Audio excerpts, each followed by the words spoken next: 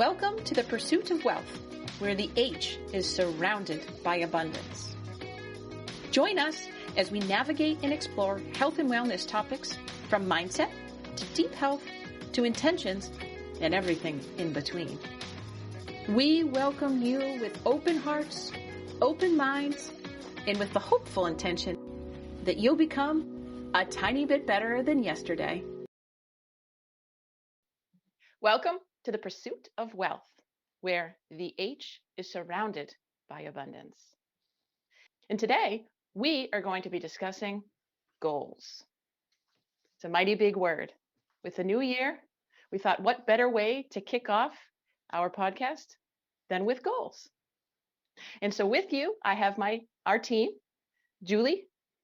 Hi, Juli. Hello. Hi, Johnny. What's up? How's it going? Wonderful. Hello, Margaret. Hey everyone. So again, today we're talking about goals, right? And who wants to start? Let's talk about these goals. We all have them. We might not exactly know what to do with them, but we probably think about them often enough. So let's get down to it. One of the things that I find really interesting is when you talk to people about goals, they either have very ambiguous goals or they have goals that are so lofty that they don't believe they can actually achieve them. It's more of a wish or a dream. I think it's important to set those lofty goals as a kind of a guiding star, if you will. It's something we can always strive towards, but I think it's far more important to set realistic goals. The other thing is, especially when it comes to health and weight loss, people set goals that are not necessarily within their control. I've heard a lot of people, especially reading through Facebook and all the new diet programs and all the new fads and all the new supplements and everything that's being sold. And people say, it's guaranteed to lose 10 pounds in 7 days. And it's just not possible to guarantee an outcome. The only thing we have control, the outcome of weight loss especially, is not within our control. There's so many factors involved: health, medications you may be taking, your age, your activity level, the kind of diet you eat, stress levels, how you sleep. I mean, so many different things. So the only your sex. The only thing we can actually control are our behaviors and our actions. And the goal of weight loss especially, and I just say that because that tends to be where most of my clients are focused, the goal of weight loss is never about the number, because there's nothing magical about a specific number, at least not that I've ever seen or been aware of, unless it's the lottery maybe.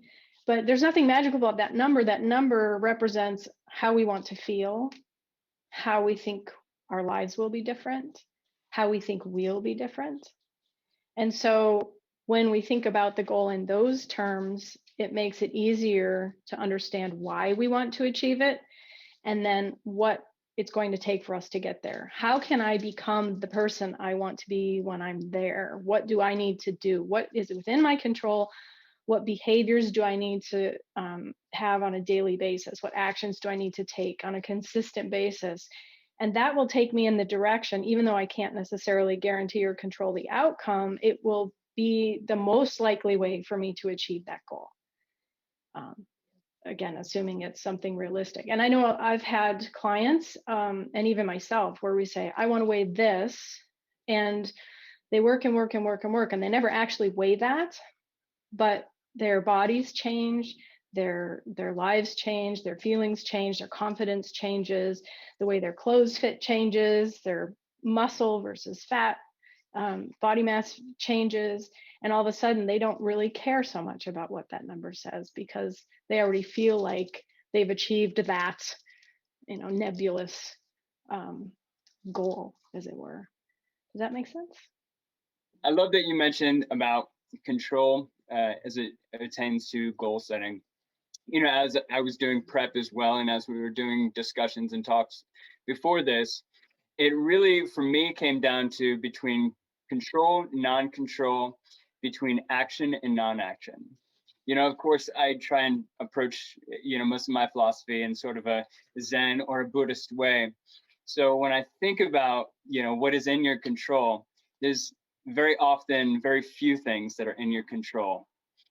For me, of course, for so long I've been working to decrease my weight. But that was actually a wrong way of thinking. It was only a way of living rather than becoming. So I have this one little story about a client that I worked with a few months ago that kind of relates to this. So it was towards the beginning of my my training, I guess, as a coach in nutrition. And I had this girl, she came up to me, she really wanted to lose weight. Specifically, she wanted to lose 10 to 12 pounds in 3 months, which is really reasonable. Sure. And for the international listeners, that's about 5 kg. In 3 months, it's reasonable.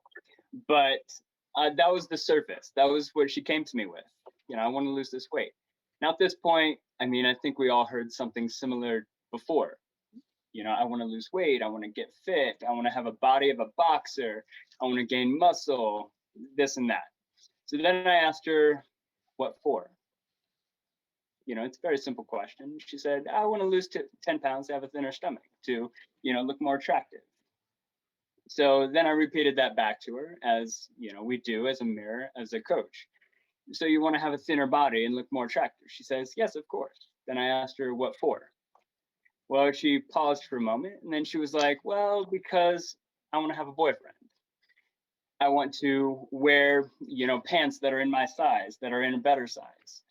I want to be healthier than my parents are, because quite honestly, her dad was pre-diabetic, her mom had heart issues, hypotension, and she didn't want to be like that. She saw they had a really hard time exercising or getting outside the house. So I could see her willingness. And then I repeated that again back to her. And then after that, I asked, so what for? So that was the third time.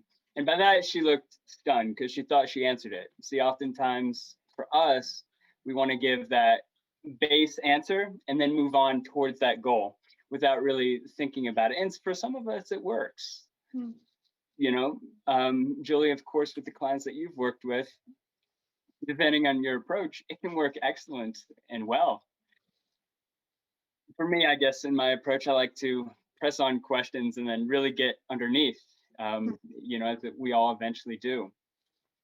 So she didn't have an answer, but what I began doing is going to the Buddhist side, and that was to give her a visualization exercise. I counted down from 10. I got her into this alpha state, as we call it. And then I asked her to visualize what it would mean for her when she was at that place of a lost weight, without actually giving the number. She said she felt more confident. She felt more excited to go outside, to go for a 5K walk without stress, to see her parents actually beginning to eat more healthy, for her to drink vegetable smoothies. By doing that, at the beginning, it was really surprising for me because I didn't think, the power of getting one level deeper was actually going to work. But I tried it, and for the next, 6 weeks, of course, we didn't finish her work, but she made a lot of progress of changing from, if I do this, then I'll get that, to I'm being this now. And this is what the outcome will be. Mm-hmm. And that was much more of in her control than trying to get that control back. Yeah. That's the way that I see it. Yeah, exactly. And I do that exercise with most of my clients because it takes them to a whole other level. Like I said, it is never about the number. One client story, I won't go into detail, but we started out with, what is it that you want? I want to lose weight. Why do you want to lose weight? Because I want to be lighter. And we worked our way down. And the ultimate answer she gave me was because I want to heal my past. Whoa, that's a whole lot more than a number on the scale. Well, and especially taking from the story, what brings me, like, what I can take from all of this is mainly motivation. We go deeper, we dig deeper to understand the why, because motivation is not going to be part of our everyday step of the way towards that goal. And for my goal setting and my personal experience, like I have like 5 basic steps that I like to do. And when I'm setting a goal, I like to do 5 steps. Um and I'm gonna say why. So my first step is make it specific. So if we're talking about drinking more water, it will be drink 100 ounces of water every day.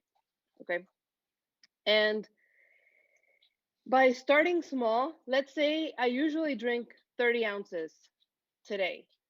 I'm going to start adding maybe 10 ounces each day accordingly until I get to 100. And then once I get to 100, I can be accountable for drinking 100 ounces. And then um, I will, my number 3 is I try to connect this new habit into something that I already do. So, for example, I track my macros. So there is a little thing, let's say on my fitness pal, that it includes your water intake. So I can even track, let's say my water bottle is 24 ounces. Every time I drink a water bottle, I just track in 24, you know? And then that leads me to my number 4, which is hold myself accountable. So now I can hold myself accountable that I did it today. Or if I didn't do it yesterday, I will try to do it to get back on it and do it today. And then my number 5, which is I at least it really works for me. It's I try to commit to something and I try to commit with someone else, like with a friend or a family, because that also like sometimes I feel like you kind of need the push on those days that you're feeling low. And if you like, for example, my accountability buddy is my husband. So sometimes I just don't want to wake up in the morning and go to the gym. And he's like, come on, get up, let's go, you know? And you just needed those 2 words. Or for example, I don't know, subscribing to a yoga class. And then you really didn't want to go, or you had other plans with other people. And then your friend calls and she's like, hey, are we going to yoga? And you're like, oh yeah, we're going, you know, like all those little things help. And I know I'm talking about really small things like drinking more water compared to losing weight, but it's those little things that if you add drinking more water, let's say tomorrow I can add, or once I get this one done, I can add eat 100 grams of vegetables every meal, you know. And all those little things start adding up into becoming a healthier person and to feeling better, you know. So that's mainly what I how I visualize when we're talking about goal setting. And the most important thing is gaining confidence on yourself and gaining your own trust, because once you start achieving these little things, you know you can trust yourself on doing bigger things, you know. And once you feel that confidence, I feel it's a good start into creating great things and good changes. Well, I think you're right on about that, because I think that when we look at goals, and I don't know how or why the calendar sort of dictates more lofty goals versus, sort of more minutia goals, but we do need those wins, right? We need those wins within ourselves. So when I think about goals, there's also the landscape of macro to micro. And so when we say, well, I want to be more healthy because I have high blood pressure and I don't want to be on medicine anymore. Okay, that's a very big macro goal. But what we can layer in there is very small micro goals. And for instance, water can be a very, important one when it comes to that, right? So I'm just going to start by drinking 10 more ounces today because that's what I can control. Tomorrow, I'm going to do the same. And I'm going to do that for about a week. Okay, great. Now I won, right? Like I did it. Yeah. I did it. And so you check that box and you're intrinsically motivated to move yourself forward because you have, again, a very large goal, but you can have little tiny goals, that surround that. Yeah. And understanding that sometimes we take on goals that really aren't for us. We might accept a goal, because it sounds super cool, but it might not be for us. Do you know what I mean? And so when it comes down to it, and also the understanding that a lot of times goals like a weight loss goal or, a particular fitness goal, while they're great, our life is a journey. And sometimes so are our goals, because we may never attain health. Because what does that mean? But we can always have these little micro goals to keep achieving, to keep climbing that ladder. Because we might think that we're healthy, but does that mean we just stop? Or do we keep committing to ourselves that we're going to just continue to move the needle forward within ourselves, right? And so when I think about goals for myself, again, to Johnny's point, to Julie's point, it's this giant why. Why? Because if it's not intrinsically motivated, how likely are we as individuals, to attain that, to achieve that, to stick with it, right? I know, again, going back to the calendar, I'm going to do keto. Great. Why? Why? Well, I want to lose weight. Well, that's great. I appreciate that. But then what? Right? Because then there's also like that then what, or that then why? Because if you think that you've never done keto and all of a sudden you're going to do keto because the calendar says January 1st, and so you're going to do keto, that's great, right? Because anytime we kind of push ourselves, I'm not discounting that at all, but I implore us all to really figure out that why. And it's just as simple as Johnny said. I mean, you can sit with somebody else and just have them keep asking why. I mean, it's not, you don't need a degree, you don't need you don't need anything.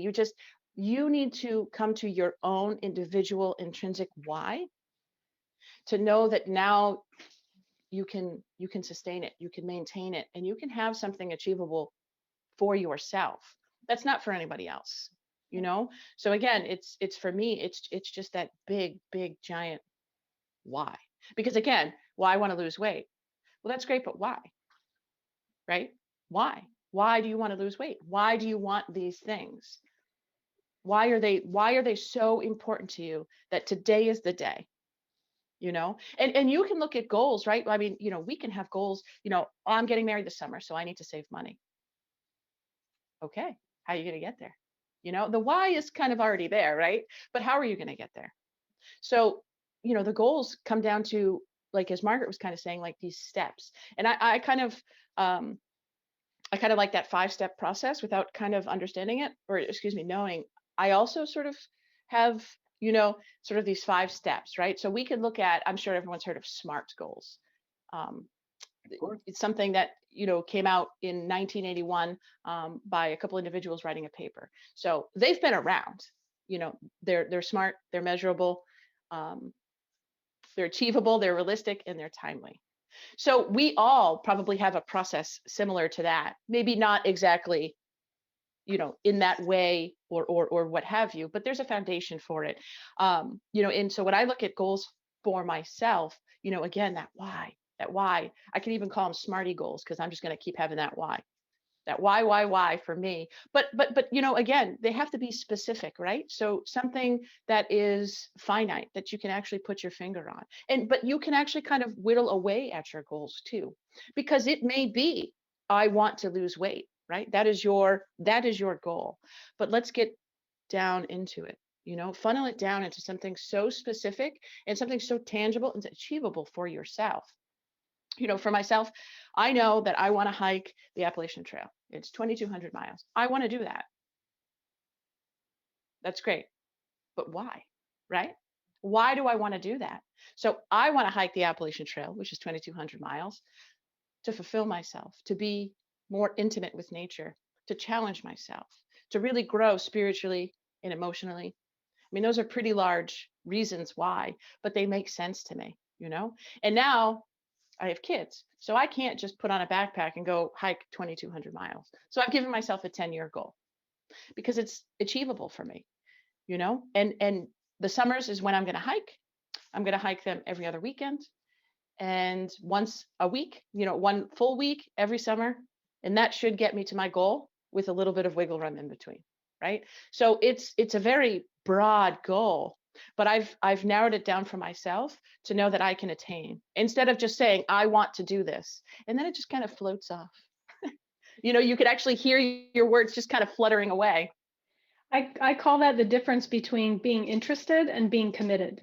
Right. Because you're interested, you're interested in something because it sounds good. You don't really know why you want to do it. So it sounds like something I should do. So I'll just do that because I don't have to think.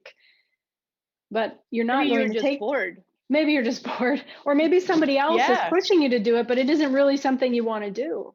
And Right. so you're interested, okay, yeah, I'll support them and whatever, but you're not committed. And so you're much less likely to take those steps. And like you, Tiffany, for your goal, to really do, I can see this and I can break it, come backwards. And these are the actions and behaviors I need to take in order to get there. In order to be able to hike for a week every summer, you're going to need to do some training in between, right? So you will set yourself up on training, and you'll need to drink enough water, and you'll need to eat a healthy diet to keep yourself fit enough to do that kind of thing.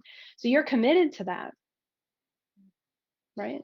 Rather than just being interested. And when it comes to it comes down to like that giant macro goal, and I think sometimes we come to a breaking point where we might enter the door and say, that's it, I'm never eating sugar again. Or that's it, I'm never drinking again. That's it, I'm never gonna, look at my phone and scroll through Facebook, tirelessly in the middle of the night. Probably none of that is true. We've just gotten so fed up. But we can take those big, bold statements and use our language to kind of repurpose them and reposition them so it actually fits. I drink every night. I really don't like drinking every night. I'm probably can't say I'm just going to stop drinking. So what can I control out of that?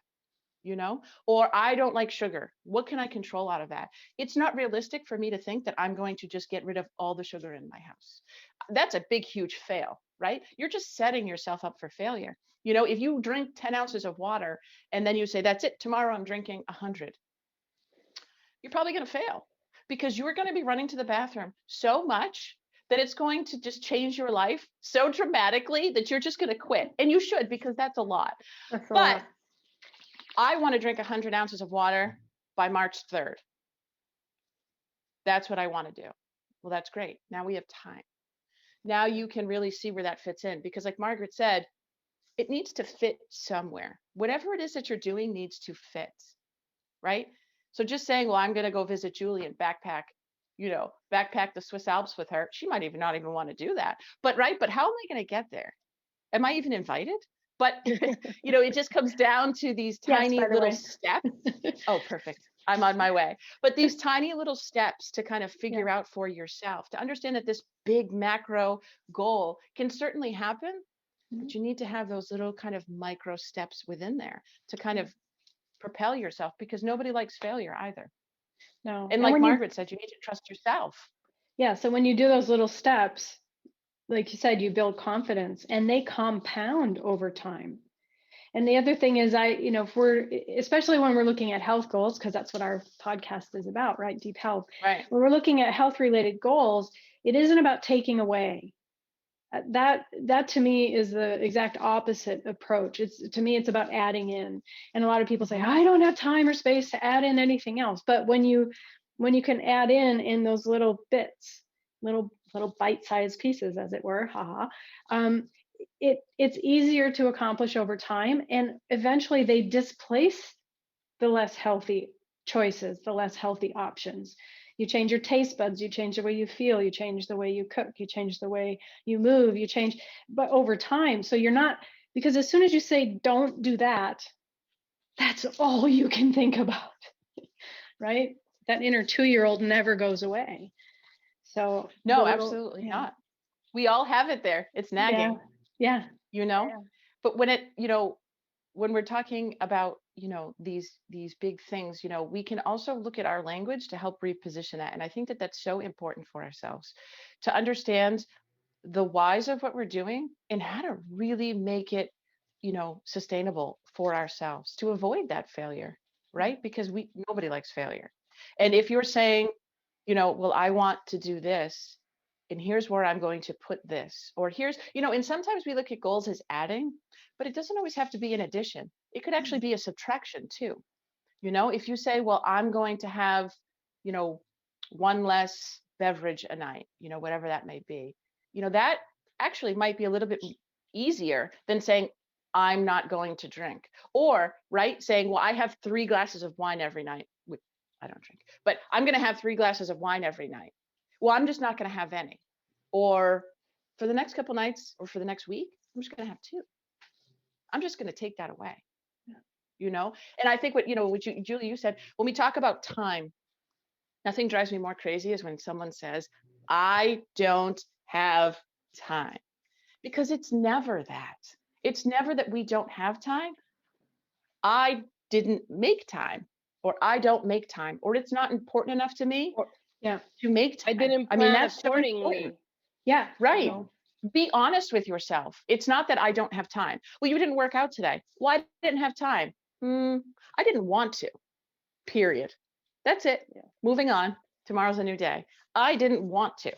You know what I mean? Sometimes we have to be so flexible with ourselves and our vision and our goals, but honest. And being able to own that and acknowledge it. I mean, acknowledging what is, right? Because you can't feel guilty enough to change the past. So you have to own it, accept it, and just say with compassion and non-judgment, be as objective, like remove yourself from yourself to say that, to say, I own that. I made that choice today or didn't make that choice today. And now I know that tomorrow I need to get up earlier, tonight I need to go to bed earlier, or tomorrow I have to plan ahead or whatever. But own it and then move on from it and take away that judgment, because that's a big piece of it, right? Because we're all going to have those little mini failures along the way. We're going to forget, we're going to miss it, we're going to not do it well, whatever. It's because that's life.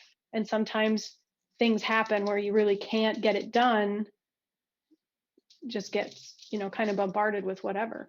And in that sense, it's like, okay, so what's the next step I'll take? What I kind of do are pre-agreements. Before I actually do something, or if I'm just starting to do something, I say that I am doing it. To know the feeling of it, to really have that acceptance towards yourself, to really know if you're comfortable or not comfortable with it, so that later you can not be in more regret or in more walking backwards to the life that you want. So of course what I did was, after that pre-agreement, I agreed. I did a month-long cross-country trip by train from the north of Vietnam to the south of Vietnam. I explored every city that I could. I made sure to spend 3 or 4 days, and it was incredible. Similarly, I did that with nutrition coaching, not in the sense that I told everyone that I'm a nutrition coach, but I said, I'm getting into this program, I'm really interested in nutrition and health, and I'm becoming this. And they said, okay, good for you, do whatever you want, because it's such a new thing. But that's how I came into PN, and that's how I really progressed in my journey, not only for health coaching, but also for that mindset of really becoming that. And I know we want to always become something. For me, that's kind of a word that I keep saying, but I'm trying to move away from. It's almost like you're chasing to have this persona.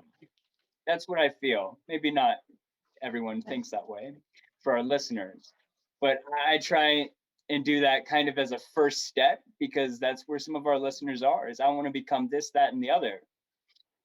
But eventually we need to work towards being. That sense of being, this is who I am, this is where I'm at right now. And you want to embody that healthy person, or you want to embody being a reader, you want to embody being a runner, an athlete. And it all starts with small actions each day. In Zen Buddhism, we call that Kaizen. 1% progress each day. Something that's manageable for all of us that we can do. It's a no-brainer, drinking water,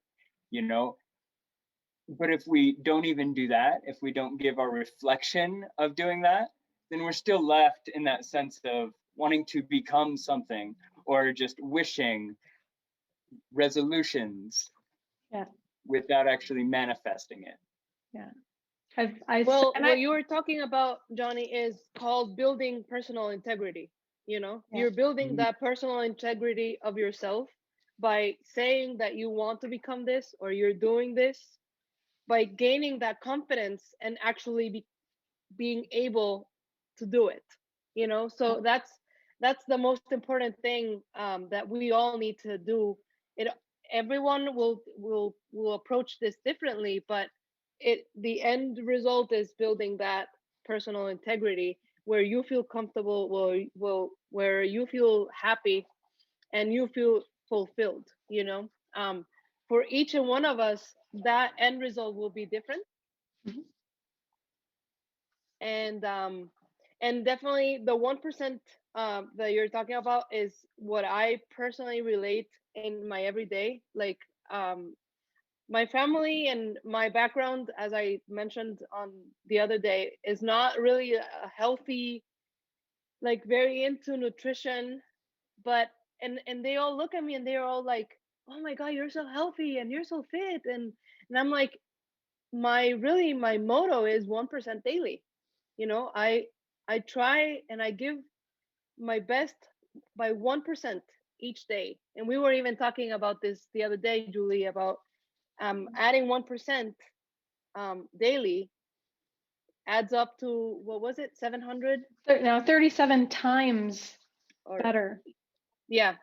over the So course of the that year. 1% might seem like nothing, but just by being 1% better than you were yesterday just makes everything, you know, that wheel spin a little bit faster towards that end goal that where we all want to go. And what I really want, like all of our listeners to think about is, whenever you're finishing up a day and you're kind of reflecting, you know, about your day, it's like, what have I done today to improve by one tiny percent?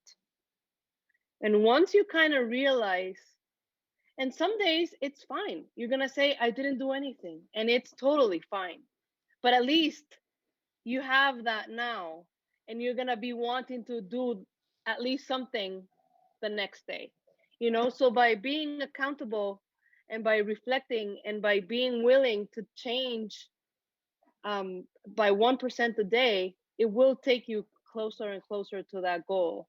Mhm. And being open and honest with yourself also, Yeah. you know. And I think that we could all sit here, you know, and talk about goals, and sometimes we failed at goals. Instead of talking about them as a failure, look at your day, right? You got up this morning. You got up because you needed to get up. You probably didn't even think about getting up. That's a goal, right? Right? Like, you've already achieved a goal.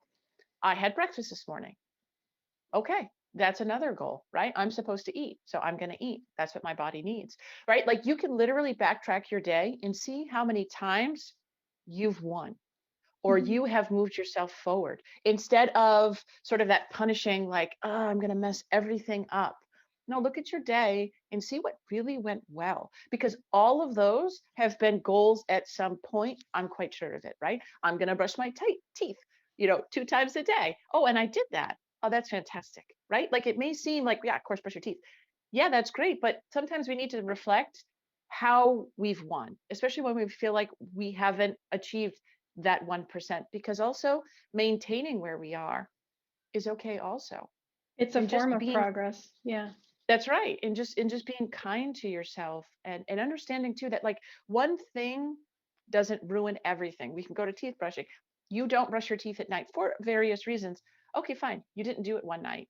Nothing bad will happen, right? Like, you don't get a cavity, right? Just like if you eat a meal, you don't gain a pound. Just like if you don't eat a meal, you're not like, wow, I just lost a pound because I missed dinner, or you know what I mean? Like, Yeah. you make that workout, you're not fit. You miss a workout, you're not unfit. Like, there's no punishing, you know, attribute between these two lines, right? There's nothing bad that will happen, and there's nothing good that probably happens. And I know that that sounds like maybe like a hard line to draw, but I think it could create a little bit of flexibility within ourselves. To It know that takes the tomorrow, pressure off, it does. right? And tomorrow is a new day, right? Like, Yeah. so for myself, I was like, you know what? Because again, my goal is to hike. Well, I need to be a little bit more I need to be a little bit more lighter to hike more efficiently. Truly, that's my goal. So how am I going to do that? I'm going to stop snacking at night, because you know what? I've eaten everything I need to in the day, and snacking, let's all be honest, snacking is really where it kind of spins us out of control. So for myself, I said, that's it. You know what? I don't need it. I've made peace with it. I'm just not going to snack. A couple weeks ago, it was a Sunday night. I really want a snack, and I've challenged myself to not eat that snack. But you know what I thought? What the hell? Why can't I have a snack today? And I had to literally keep reminding myself that nothing was broken. Nothing was bad. Yeah. There was nothing like disruptive about it. I made peace with it. And I said, yes, I'm going to have, I think it was like chocolate chips.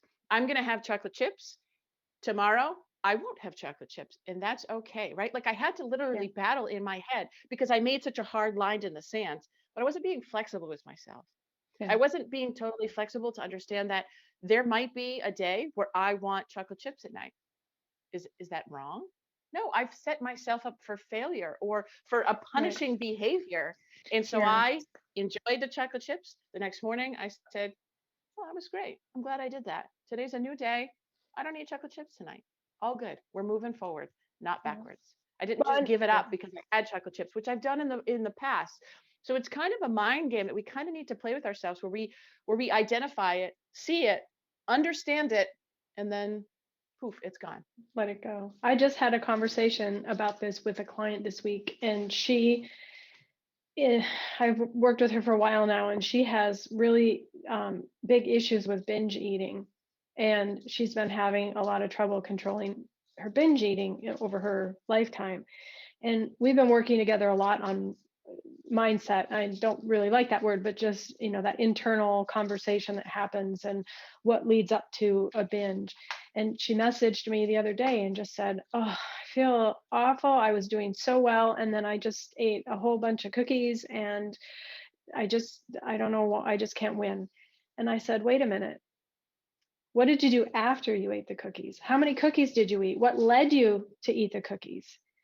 She said, oh, well, I was feeling really restless and I went for a walk and it didn't really help me. So I just wanted to eat the cookies. So I ate them. I said, how many did you eat? She said, I don't know, 2, maybe 3. I said, did you eat the whole plate? She said, no. I said, celebrate that. You ate 3 cookies instead of a whole plate of cookies. I said, 2 or 3 months ago, could you have said that? No, actually, I couldn't. I said, what did you do after that? She said, the next thing I ate was an apple. Celebrate that. I have her keeping a list of all of her wins, right? And she was so honest with you and herself. And then it's all of a sudden now there's this awareness. Oh yeah, this was happening and I could feel this coming on. And now next time we have a strategy for how to handle that. But she didn't fail life. She didn't fail her goal because she ate 3 cookies, and all of a sudden she's like, okay, yeah, I'm writing that on my success list. Right. The cookie monster didn't come after her. No, exactly. So, but that's like you're saying, Tiffany, that's the thing. We have to allow ourselves to be human. Yeah. I'm such a humanize our own experience. That what really happens to me is you are a sweet tooth, Margaret. I definitely am. And I used to have like a little drawer hidden, like I would hide like my sweet treats from my husband because he would he's fit. I'm getting there, and is he fit I'm though? Always we're never gonna be fit enough, but he is fitter than I am. But I'm always like looking for a little sweet after my meals. So I have this drawer where I keep like my chocolates and my cookies and all that stuff. But I actually have added a new thing to my daily thing, and I found this like chocolate, like to make like hot chocolate at night. But it's like only like cacao, and I do it with almond milk, and I add a little bit of sometimes I add a little bit of coconut sugar, and I drink that at night after my meals. And that gives me the sensation of having something sweet without adding all the carbs and, all the sugar and all the bad stuff that we don't really want to. So coming back to that chocolate chips that you want at night, it's okay because we all have different things that we struggle with. You can call it a chocolate chip, or you can call it, I don't know, sleeping in and not going to the gym, or whatever it is. But we always can find those little things that we can tweak, to make ourselves feel better and feel like we're achieving without feeling that oppression of, no, you can't have cookies, or you can't have sweets or sugar. Right. Yeah, Like the 2-year-old again, right? Yeah. Like, no, you don't tell me no, I'll tell you no. I'm going to eat Right? them all now just because you said so. Yeah, exactly. Well, you guys, this has been so enlightening when we talk about goals and how we get there and how to stop punishing ourselves. I would love to further this discussion if that would be okay with you guys. Take it to another podcast. Yes. Of course. Yeah, definitely. Okay, that's great. Well, thank you guys for joining us today on The Pursuit of Wealth, where the H is surrounded by abundance. See you next time.